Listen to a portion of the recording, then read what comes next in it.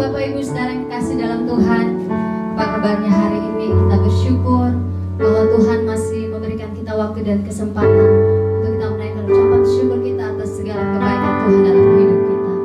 Mari siapkan hatimu Bapak Ibu Saudara, mari tundukkan kepalamu, kita satu di dalam doa, kita berdoa. Bapa yang baik, dalam nama Tuhan Yesus, terima kasih Tuhan.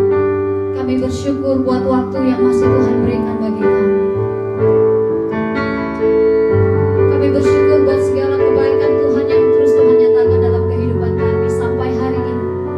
Sekalipun Tuhan, hari-hari ini kami mengalami hari-hari yang Engkau khawatirkan bagi kami. Tapi satu hal kami percaya Tuhan, bahwa penyertaan-Mu sempurna atas setiap kehidupan kami. Terbukti Tuhan, kalau kami ada sebagaimana kami ada sampai dengan hari ini, itu semua karena kebaikan Tuhan, semua karena anugerah Tuhan yang masih Tuhan nyatakan dalam hidup kami. Itu sebabnya Tuhan kami bersyukur. Kami mau menaikkan ucapan syukur kami atas segala kebaikan Tuhan yang Tuhan nyatakan dalam hidup kami. Terima kasih buat semua yang sudah Tuhan kerjakan dalam hidup kami sampai dengan hari ini. Terima kasih Tuhan Yesus, terima kasih. Layakan kami untuk kami menikmati hadirat-Mu Tuhan. Berkaryalah di tengah-tengah kami Tuhan. Kami siapkan hati kami siapkan hidup kami. Kami mau berikan yang terbaik hanya bagi Engkau, Tuhan dan Raja kami. Terpujilah Engkau Tuhan Yesus dari kekal sampai kekal. Di dalam nama Yesus kami berdoa dan bersyukur. Haleluya. Amin. Baik, puji Tuhan. Mari sama-sama kita naikkan pujian ini bagi Tuhan. Terima kasih Tuhan. Terima kasih Yesus. Haleluya. Kau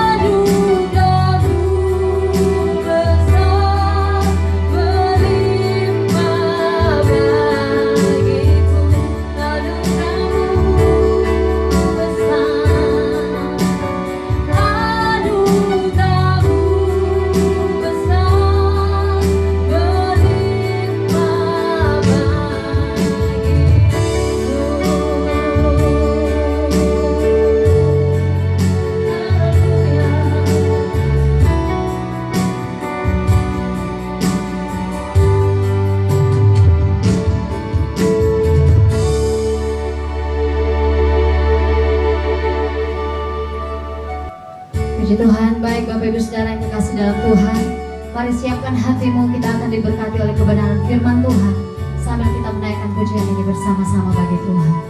Haleluya, haleluya. Kasih Tuhan. Terima kasih Yesus. Engkau sumber kekuatan bagi kami Tuhan.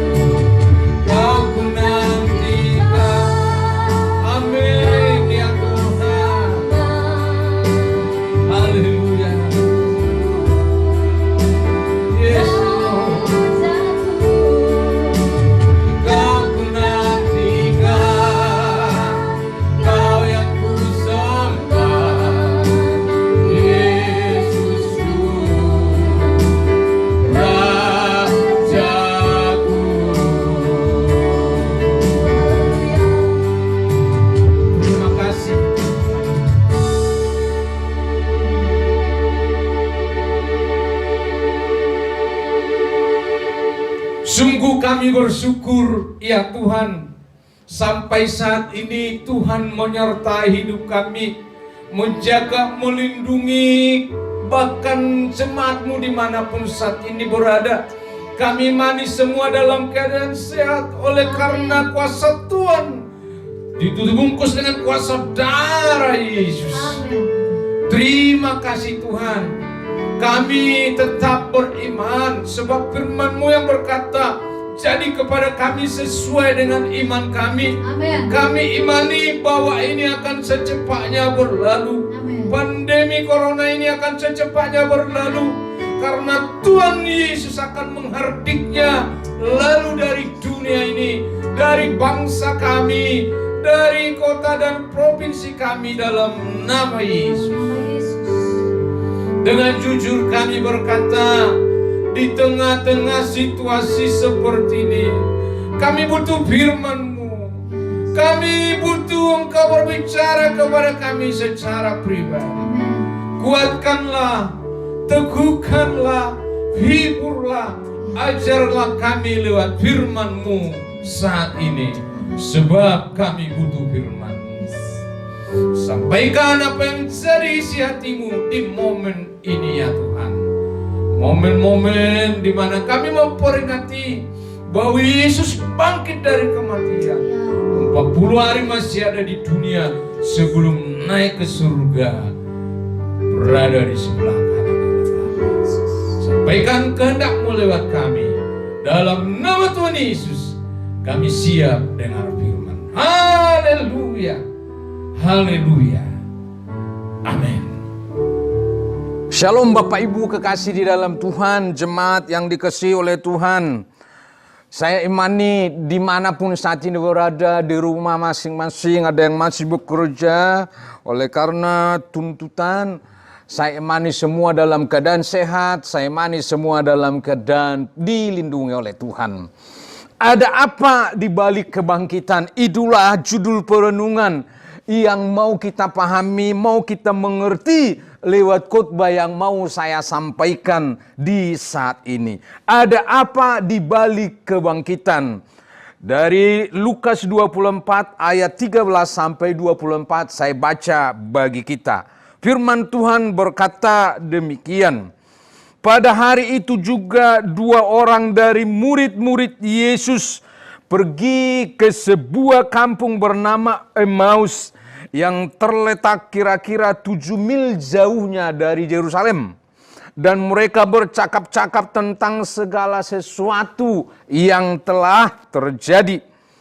Di 15, ketika mereka sedang bercakap-cakap dan bertukar pikiran, datanglah Yesus sendiri mendekati mereka, lalu berjalan bersama-sama dengan mereka. Tetapi ada sesuatu yang menghalangi mata mereka, sehingga mereka tidak dapat mengenal Dia. Yesus berkata kepada mereka, apakah yang kamu percakapkan sementara kamu berjalan? Maka berhentilah mereka dengan muka muram. Seorang dari mereka namanya Kleopas menjawabnya, adakah engkau satu-satunya orang asing di Yerusalem yang tidak tahu apa yang terjadi di situ pada hari-hari kebelakangan ini? Di 19, katanya kepada mereka, apakah itu? Jawab mereka, apa yang terjadi dengan Yesus orang Nazaret? Dia adalah seorang nabi yang berkuasa dalam pekerjaan dan perkataan di hadapan Allah dan di depan seluruh bangsa kami. Tetapi imam-imam kepala dan pemimpin-pemimpin kami telah menyerahkan dia untuk dihukum mati dan mereka telah menyalibkannya. Padahal kami dahulu mengharapkan bahwa dialah yang datang untuk membebaskan bangsa Israel. Tetapi sementara itu telah lewat 3 hari sejak semuanya itu terjadi. 22. Tetapi belakangan perempuan dari kalangan kami telah mengejutkan kami. Pagi-pagi buta mereka telah pergi ke kubur dan tidak menemukan mayatnya. Lalu mereka datang dengan berita bahwa telah kelihatan kepada mereka malaikat-malaikat yang mengatakan bahwa ia hidup. 24 terakhir. Dan beberapa teman kami telah pergi ke kubur itu dan mendapati bahwa memang benar yang dikatakan perempuan-perempuan itu, tetapi dia tidak mereka lihat. Tuhan Yesus memberkati. Ada seorang yang meninggal kurang lebih 90-an tahunan. Yaitu seorang ini meninggal tahun 1924. Orang ini orang besar di zamannya. Orang yang hebat, orang yang luar biasa, orang yang dikagumi. Orang yang punya pengaruh yang sangat besar. Tapi perhatikan, orang ini sudah meninggal. Dan saat ini hampir tiap hari ada begitu banyak orang yang antri di makamnya untuk melihat jenazahnya. Jenazahnya masih ada sampai sekarang. Dan jenazahnya itu seperti orang yang tidur saja. Tidak ada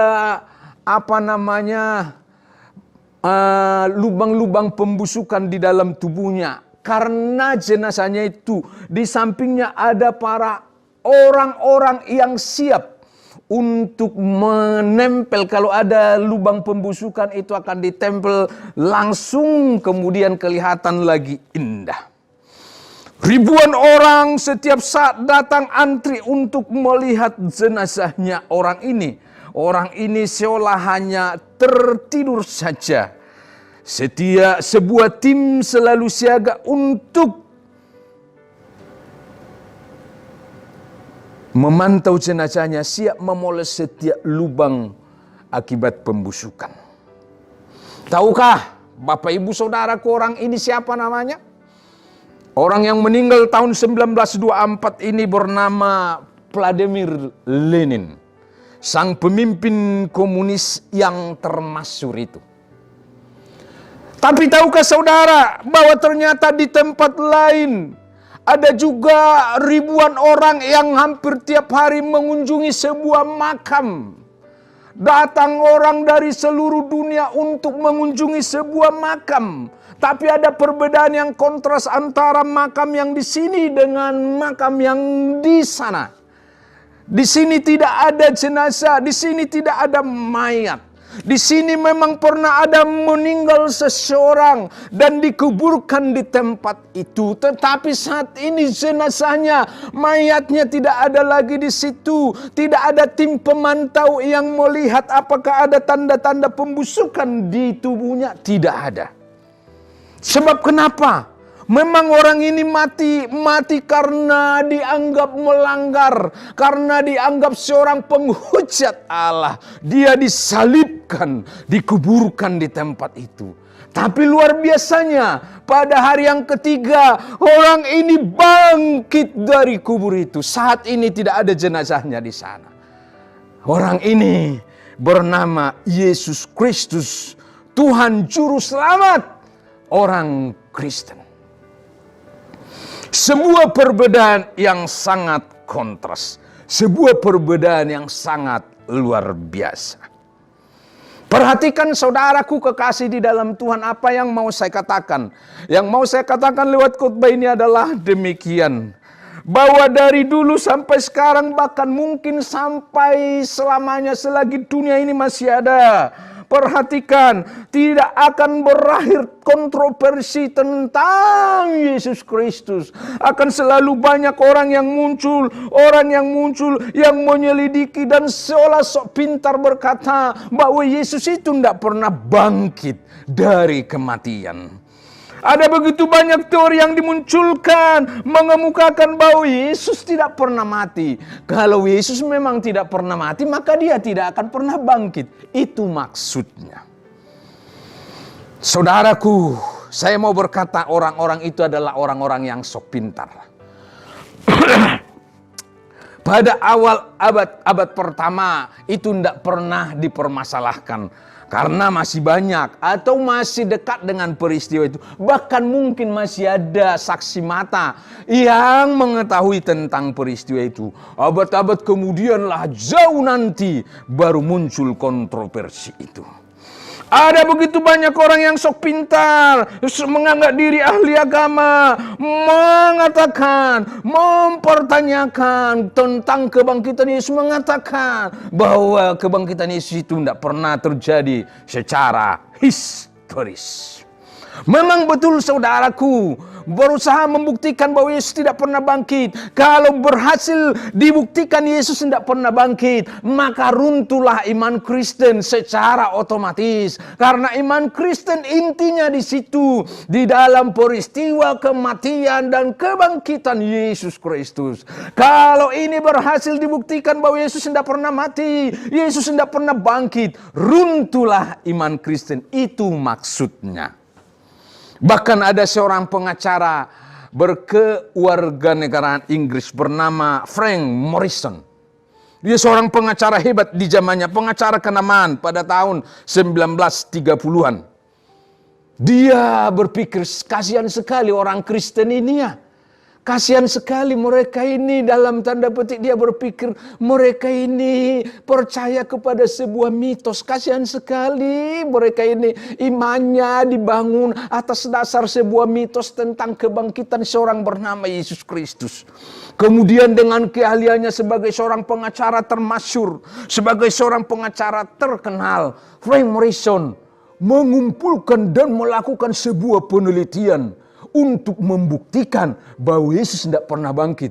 Dan akhirnya nanti dia berpikir hasil penelitiannya ini akan dia publikasikan, sehingga orang Kristen yang mempercayai mitos kebangkitan itu bisa terselamatkan, bisa tertolong, bisa terbangun dari tidur imannya. Dia melakukan penelitiannya, dia kumpulkan bukti-bukti, kemanapun dia pergi mengumpulkan bukti-bukti. Tapi apa yang terjadi, saudaraku? Pada akhirnya setelah mengadakan penelitian, mengumpulkan bukti-bukti yang sangat banyak dari mana-mana, pada akhirnya dia berkata bahwa peristiwa kebangkitan Yesus itu bukan mitos, bukan hanya isapan jempol. Itu adalah sebuah fakta yang benar-benar terjadi, fakta yang historis. Akhirnya apa yang terjadi dengan Frank Morrison? Dia mengambil keputusan, saya harus mempercayai peristiwa kebangkitan itu. Dia menjadi seorang Kristen.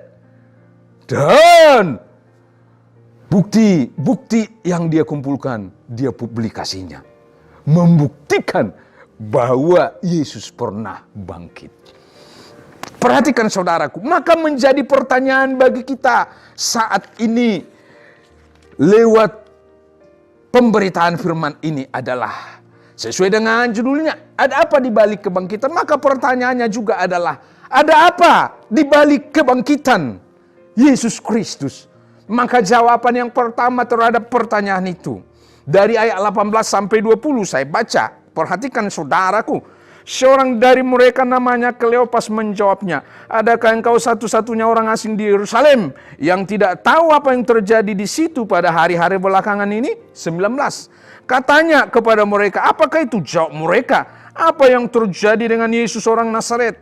Dia adalah seorang nabi yang berkuasa dalam pekerjaan dan perkataan di hadapan Allah dan di depan seluruh bangsa kami. 20. Tetapi imam-imam kepala dan pemimpin-pemimpin kami telah menyerahkan dia untuk dihukum mati dan mereka telah menyalibkannya. Maka yang pertama, dari ayat 18 sampai 20, ada apa di balik kebangkitan?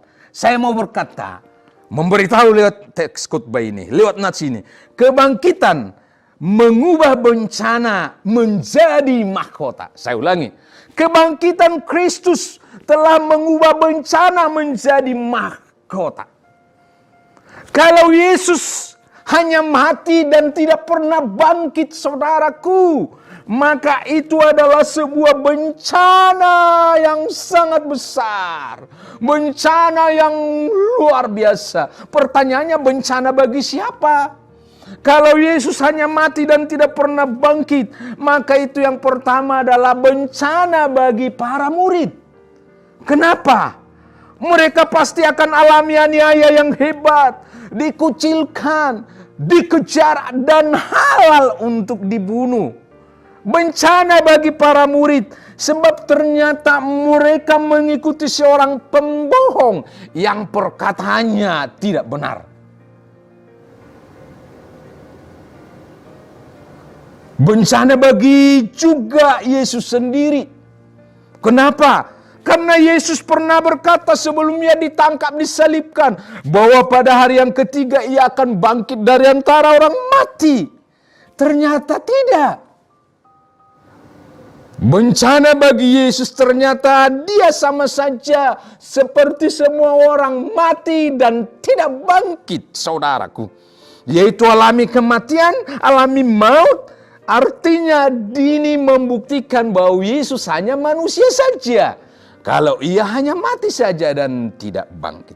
Bencana bagi siapa? Kalau Yesus hanya mati dan tidak bangkit, ini juga bencana bagi kita, bagi dirimu, bagi saya, bagi orang Kristen sepanjang zaman. Kenapa bencana? Karena kalau Yesus hanya mati berarti karya keselamatan tidak pernah terjadi. Berarti Yesus tidak berhasil kalahkan kematian. Itu artinya kebangkitan kita umat manusia dari kematian pun tidak akan pernah terjadi. Bencana bagi kita. Kalau Yesus hanya mati dan tidak pernah bangkit, maka perhatikan, mungkin kekristenan tidak akan pernah ada. Tapi kebangkitan Yesus telah mengubah bencana menjadi mahkota. Mahkota bagi siapa, saudaraku? Mahkota bagi para murid. Tidak sia-sia mereka ikut Yesus. Tidak sia-sia mereka mempercayai Yesus. Sebab Yesus perkataannya dapat dipercaya. Perkataannya dapat dipegang. Perkataannya ditepati sepenuhnya. Bagi para rasul secara khusus Yesus berkata, nanti di atas pintu gerbang Yerusalem baru itu 12 pintu gerbang, 12 nama rasul akan tertulis di situ. Mahkota bagi Yesus juga sebab ia tuntas memuaskan hati Bapa, tuntas melakukan pekerjaan penebusan manusia. Mahkota bagi saya, mahkota bagi dirimu, mahkota bagi kita, mahkota bagi umat percaya, bahkan umat manusia sebenarnya. Kenapa? Karena dosamu, dosaku, dosa kita sudah diampuni. Dirimu, diriku, diri kita semua sudah ditebus. Oleh karena dosamu, dosa saya, dosa kita telah diampuni, saudaraku. Maka layak kita berbangga. Karena dengan pengampunan dosa yang kita terima, surga menjadi bagian kita bersama. Ini adalah sebuah mahkota. Tunjukkanlah dirimu sebagai orang yang ditebus. Orang yang sudah diampuni dosanya. Hiduplah dalam segala kebenarannya. Yang terakhir, yang kedua, ada apa di balik kebangkitan? Yang pertama, kebangkitan telah mengubah bencana menjadi mahkota. Yang kedua, kebangkitan mengubah keputusasaan jadi harapan. Perhatikan saudaraku, kalau kita sedang berjalan di sebuah tempat kesunyian, tiba-tiba kita bertemu dengan jalan yang bercabang dua. Kita pun bingung. Kita tidak tahu di antara jalan yang bercabang dua itu jalan mana yang harus kita tuju. Sebab kita mungkin baru pertama kali. Kemudian tiba-tiba datang dua orang pemandu. Yang satu manusia yang hidup, yang satu manusia yang telah mati alias mumi. Pertanyaan, kepada pemandu yang manakah kita akan bertanya dan percaya? Saya percaya bahwa kalau kita manusia normal, kita akan bertanya kepada pemandu yang hidup, bukan yang mati alias mumi tadi. Yang kita pegang perkataannya adalah pemandu yang hidup. Dan itulah yang akan kita ikuti. Pemandu yang hidup tadi yang akan kita ikuti. Saya percaya semua orang juga akan melakukan hal yang sama. Tapi perhatikan saudaraku, nyatanya mengapa banyak orang mengikuti pemandu yang mati bukan Yesus Kristus yang hidup? Itu loh. Sesungguhnya hidup kita di dunia ini sama. Kita tidak tahu apa yang akan terjadi setelah kita mati. Apa yang menunggu kita di seberang sana. Tapi syukur kita bertemu dengan seorang pemandu yang hidup bernama Yesus Kristus. Dia yang memberitahukan kepada kita segala sesuatu. Apa yang akan terjadi di seberang sana. Dia beritahu kita tentang adanya kehidupan dan kematian di seberang sana. Mengapa banyak orang tidak percaya? Mengapa banyak orang tidak mau? Mengapa banyak orang tidak mau ikut Yesus? Dia adalah pemandu yang hidup, yang mengetahui tentang kehidupan di seberang sana.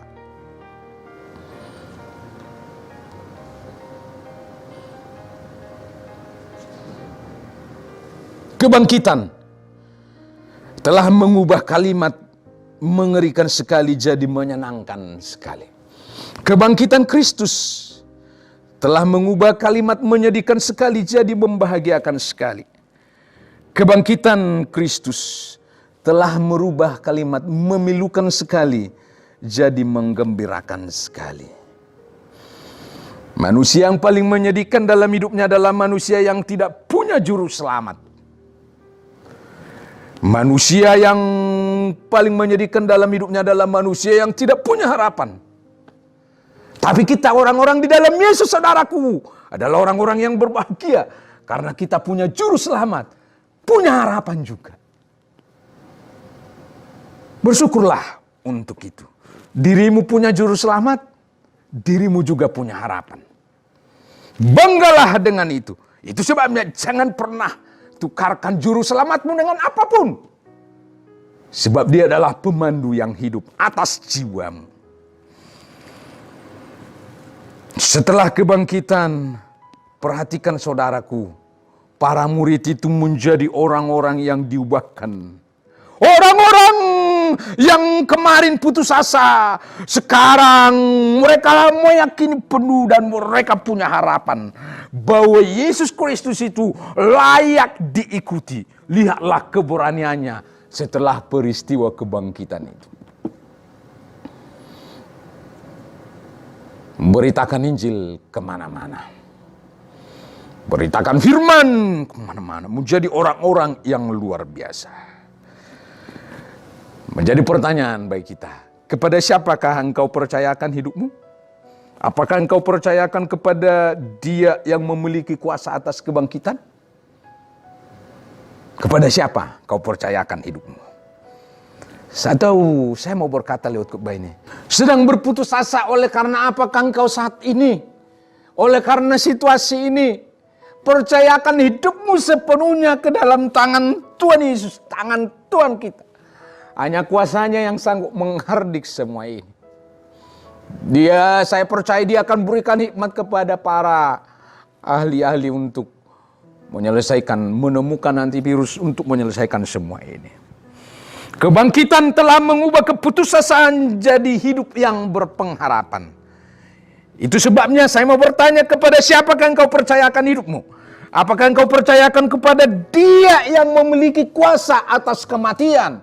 Atau yang tidak punya kuasa atas kematian? Sedang berputus asa karena penyakitkah? Kuasa kebangkitannya sanggup memberikan kesembuhan bagi dirimu. Sedang berputus asa oleh karena rumah tangga yang hampir putus, hampir cerai, hampir pecah. Minta kuasa kebangkitan Kristus bekerja dalam rumah tanggamu untuk memulihkan. Kuasa kebangkitannya sanggup. Sedang berputus asa oleh karena mungkin anak-anak dilanda oleh narkoba. Dikacaukan hidupnya oleh narkoba. Serahkan dalam tangan Tuhan, minta kuasa kebangkitan Kristus, egegertai Kristus, untuk menjamah memulihkan anak-anak, sehingga mereka hidupnya dipulihkan dan masa depannya cerah. Sedang berputus asa oleh karena orang yang kau kasih sedang mau meninggalkan Yesus Juru Selamatnya. Minta kuasa kebangkitan Kristus bekerja atas dirinya. Sedang berputus asa karena apa? Saya secara pribadi mungkin tidak tahu. Tapi saya mau berkata, Dia adalah Yesus. Di dalamnya selalu ada harapan. Sebab Ia telah mengalahkan keputusasaan, mengalahkan maut, mengalahkan kematian. Membuat hidup kita jadi hidup yang punya pengharapan. Tetaplah di dalam Yesus. Dalam keadaan-keadaan seperti ini, tetap punya pengharapan. Berdoa, yakini bahwa secepatnya ini akan berlalu. Serahkan hidupmu ke dalam tangannya, pemandu yang hidup itu. Pemandu hidupmu, pemandu hidupku. Pemandu atas nyawa kita. Dan nantikanlah Ia bertindak. Kebangkitan Kristus telah mengubah bencana jadi mahkota. Kebangkitan Kristus telah mengubah keputusasaan menjadi harapan. Tuhan Yesus memberkati. Mari kita berdoa. Dalam penyampaian yang singkat ini, hamba-Mu terbatas untuk berkata-kata. Di dalam kesederhanaan, hamba-Mu sudah menyampaikannya. Saatnya lah Roh Kudus yang akan mengambil alih bagi kami semua yang mendengarkan khotbah ini, yang mendengarkan firman-Mu dijabarkan bagi jemaat. Mengambil alih ya Roh Kudus, meteraikan firman ini, supaya kami punya pengharapan di tengah-tengah situasi yang seperti ini. Kami tahu Tuhan, hal ini membosankan, membuat ada sebagian yang hilang pengharapan. Tapi di dalam Tuhan Yesus ada pengharapan. Sebab Kau telah bangkit dari kematian. Pelihara jemaat-Mu, jaga, lindungi Tuhan kami dalam nama Yesus. Dimanapun berada, perlindungan pemeliharaan-Mu sempurna. Dalam nama Tuhan Yesus Kristus, terima kasih untuk penyertaan perlindungan-Mu atas kami sampai saat ini. Terpuji nama-Mu Bapa, dalam nama Tuhan Yesus kami sudah berdoa. Haleluya. Amin. Puji Tuhan, kita sudah diberkati oleh kebenaran firman Tuhan. Saatnya kita akan mengakhiri ibadah kita. Puji Tuhan. Mari kita menaikkan pujian ini bersama-sama Bapak Ibu.